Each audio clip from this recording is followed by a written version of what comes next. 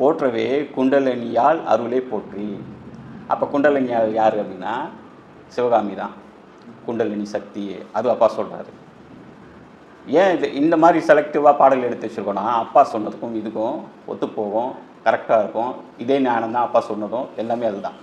அதனால போற்றவே குண்டலினியால் அருளை போற்றி, புகழான வல்லபையின் மூலம் காப்பு, ஆற்றவே அண்ட பிண்ட தாதி காப்பு ஆதி, அன்பான சிவகாமி மூலம் காப்பு, வாழ்த்தவே மெய்ஞானம் சூட்சமும் காப்பு, வளமான சிவசக்தி பாதம் காப்பு, மாத்தவே மகாரத்தின் சூட்சம் காப்பு, மகத்தான சிவபதத்தின் அருளை காப்பு.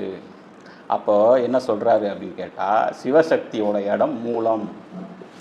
எது மூலம்? எது மூலம் தெரியுமா? சுழிமூனை தான் மூலமே. ஆனால் நம்மால் என்ன பண்ணுறாங்க அப்படின்னா, சுழிமூனை தான் 6 ஆதாரத்துக்கும் மேலன்றாங்க. ஆனால் இங்கே சுழிமூனை திறப்பதே மூலம் அப்படி சொல்கிறாங்க. அப்போ என்னென்னா, சிவகாமி இப்போ சரஸ்வதி லக்ஷ்மி, பிரம்மா விஷ்ணு, சிவசக்தி கிட்ட போனால் தான் சுழிமுனை.